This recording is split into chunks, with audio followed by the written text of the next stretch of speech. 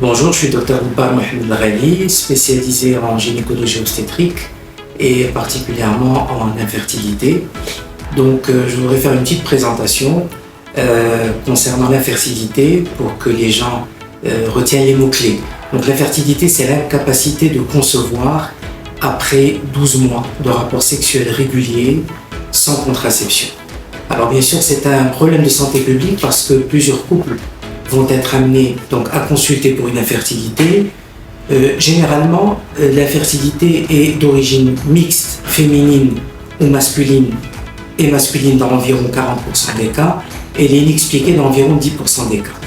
Alors, chez la femme, le plus souvent, c'est des causes ovulatoires, et à peu près dans 30% des cas, et des causes tubaires, c'est-à-dire des anomalies au niveau de la trompe dans 25% des cas. Concernant le conjoint, il s'agit souvent de problèmes au niveau du sperme et notamment des oligoasténotératospermies, c'est-à-dire une diminution du nombre de spermatozoïdes, de la mobilité des spermatozoïdes et des formes normales. Alors naturellement, il y a plusieurs facteurs qui entrent en jeu dans la fertilité. Il y a bien sûr le facteur âge, et notamment chez la femme, puisque la fertilité diminue à partir de l'âge de 30 ans et notamment à partir de 35 ans. Il y a bien sûr l'hygiène alimentaire, c'est-à-dire une alimentation déséquilibrée, la sédentarité, le rôle du tabac et de l'alcool naturellement qui perturbent fortement la fertilité chez l'homme et ou chez la femme.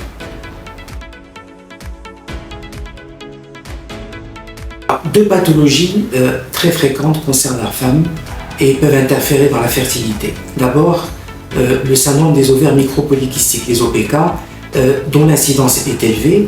Alors, il faut retenir les éléments clés, c'est-à-dire qu'il y a 4 signes cliniques qui ne sont pas forcément présents tous les 4.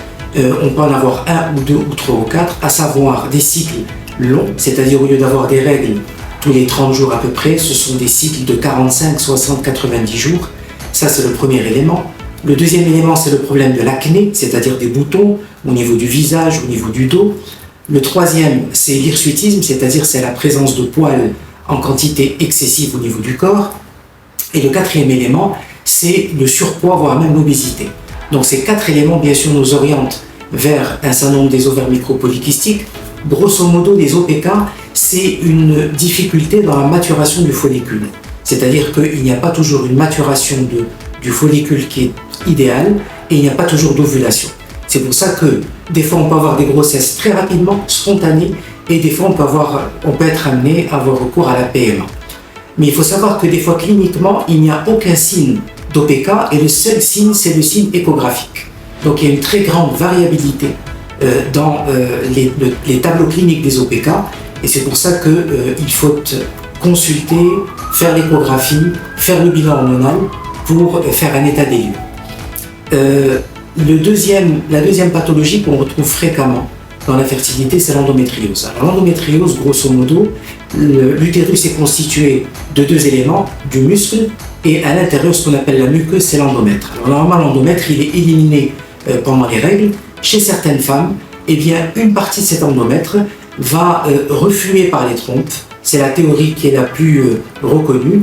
Et il y aura des petits bouts d'endomètre qui vont aller coloniser l'intérieur du ventre, notamment les trompes, les ovaires et la cloison recto-vaginale. Alors,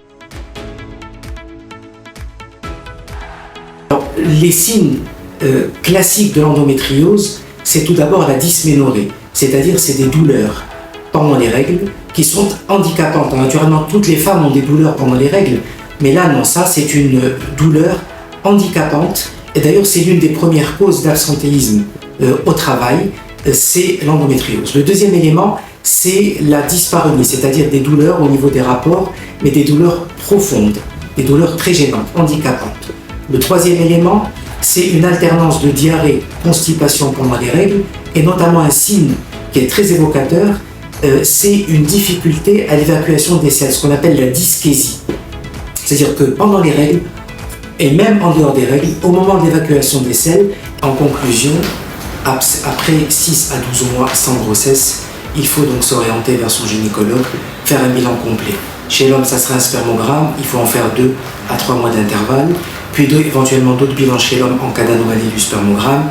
Chez la femme, des dosages hormonaux, donc un bilan hormonal et surtout pour évaluer sa réserve ovarienne, une radio des trompes pour évaluer donc l'état des trompes et bien sûr une échographie pour évaluer l'état de l'utérus. Alors l'infertilité ne veut pas forcément dire recours systématique à la procréation médicalement assistée. La majorité des couples vont obtenir une grossesse par simple stimulation. On a recours à l'insémination ou à la fécondation in vitro dans des indications bien particulières. La prévention du cancer du col de l'utérus repose sur deux éléments, le frottis cervico-vaginal et ce que l'on appelle le typage viral HPV. Parce qu'on sait que le cancer du col est un cancer viro-induit, c'est-à-dire qu'il nécessite la présence de l'HPV au niveau du col pour engendrer des lésions qui éventuellement pourront aboutir au cancer du col. Dans les recommandations actuelles, avant l'âge de 30 ans, on reste toujours sur un frottis cervico-vaginal. Alors le premier frottis, il faut le faire la première année après le premier rapport sexuel, puis un deuxième frottis une année après, puis après tous les 3 ans. Par contre, au-delà de 30 ans, on privilégie actuellement le typage viral avant le frottis. Donc à partir de 30 ans, on fait un typage viral.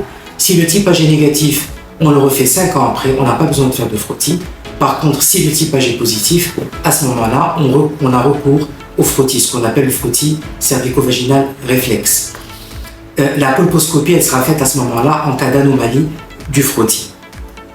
Un élément fondamental, la couverture vaccinale pour prévenir le cancer du col est très faible au Maroc et donc il faut encourager le vaccin contre le cancer du col. Actuellement, on recommande de vacciner les garçons et les filles entre l'âge de 11 et 15 ans avec une vaccination de rattrapage à 19 ans.